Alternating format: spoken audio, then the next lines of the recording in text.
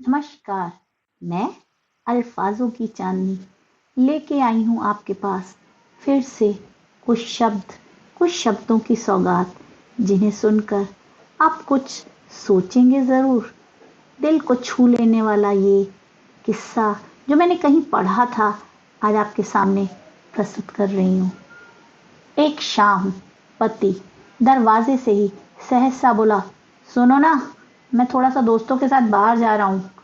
कपड़े तह करके रखते हुए पत्नी ने बस ऊपर देखकर कहा, ठीक है, मजे करो। वो थोड़ा चौंक गया। हमेशा वो कहती थी, जल्दी आना, गाड़ी ध्यान से चलाना, ज्यादा देर मत करना।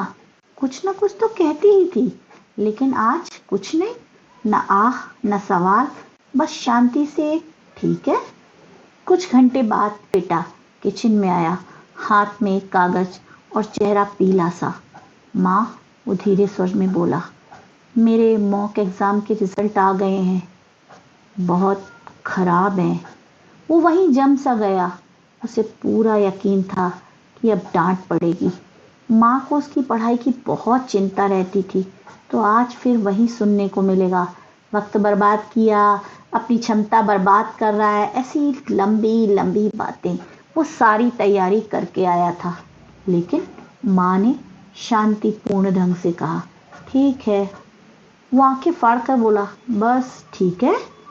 हाँ, उसने प्यार से कहा, ज्यादा पढ़ाई करोगे तो अगली बार बेहतर होगा, नहीं करोगे तो सेमेस्टर रिपीट करना पड़ेगा। तुम्हारा फैसला, मैं दोनों ही हालत में तुम्हारे साथ हूँ। वो हैरान रह गया, माँ इतनी शांत कब से हो गई। दूसरे दिन दोपहर में उनकी बेटी घबराते हुए घर में आई, हॉल में थोड़ा रुकी और बोली, माँ माँ, मैंने ना कार को टक्कर मार दी। बहुत बड़ी नहीं है, लेकिन डेंट आ गया है। माँ ने न डांटा न चिल्लाई, कुछ भी नहीं, बस बोली, ठीक है, कल गाड़ी वर्कशॉप में दे देना। बेटी ठिठक गई, तुम्हें गुस्सा नहीं आया माँ? माँ ने हल्की सी मुस्कान दी, नहीं, गुस्सा करने से कार ठीक तो होने से रही, अगली बार गाड़ी संभाल कर चलाना। अब घर के सब लोग चिंतित थे। ये वही औरत, उनकी पत्नी, उनकी माँ, पहले जैसी नहीं रही थी। वो पहले जल्दी गुस्सा होने वाली, तुरंत टेंशन लेने वाली, झट से बोल देने वाली, अब वो शांत, स्थिर, जैसे भीतर से खुश दिखती थी। सब आपस में फुसफुसाने लगे, कुछ गड़बड़ है क्या? तबीयत तो ठीक है इनकी, कुछ हुआ है क्या इनको? आखिर एक शाम सबने उसे किचन की टेबल पर बैठा लिया। सुनो, पति ने कहा, तुम इन दिनों बहुत बदल गई हो। कुछ भी हो, तुम्हें गुस्सा नहीं आता, तुम रिएक्ट नहीं करती, सब ठीक है ना? तबीयत तो ठीक है ना?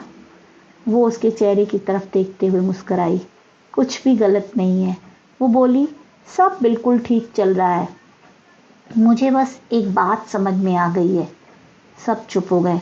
बहुत सालों बाद एहसास हुआ। वो बोली कि हर इंसान अपने जीवन के लिए खुद जिम्मेदार होता है। पति ने भौहें से कोड़ ली, मतलब? वो हाथ जोड़कर मेज पर टिक गई और बोली, मैं पहले हर बात की चिंता करती थी, तुम देर करते थे तो मैं घबरा जाती थी, बच्चों के नंबर कम आते थे तो मुझे अपराध बोध होता था, कोई टूट जाए तो गुस्सा, कोई नाराज हो जाए तो उसे मनाने की भाग दौड़।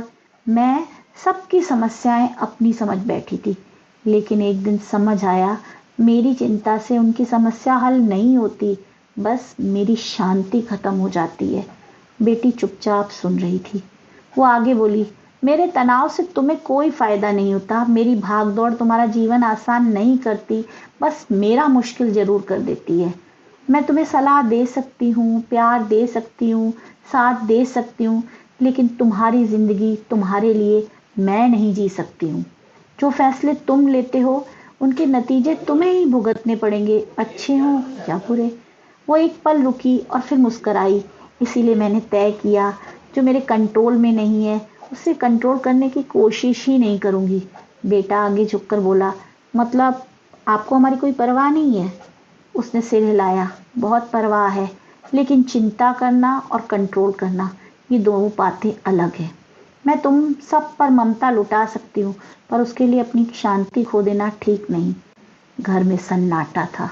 वो तीनों को प्यार से देखते हुए बोली, मेरा काम है तुम्हें प्रेम देना, मार्गदर्शन देना, ज़रूरत पड़ने पर तुम्हारे साथ खड़े रहना, लेकिन तुम्हारा काम है अपनी ज़िंदगी खुद संभालना, फैसले लेना, उसके नतीजे उठाना।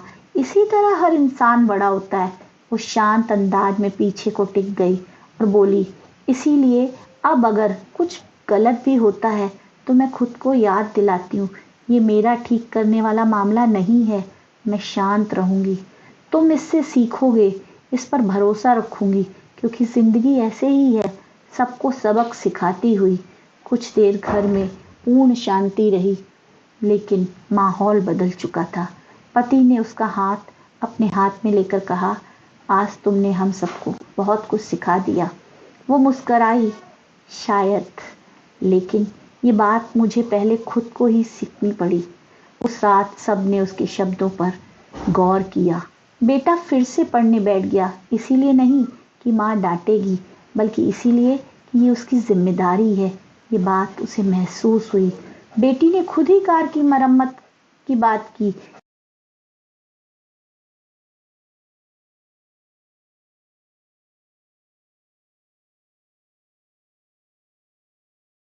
इंश्योरेंस की प्रक्रिया समझी।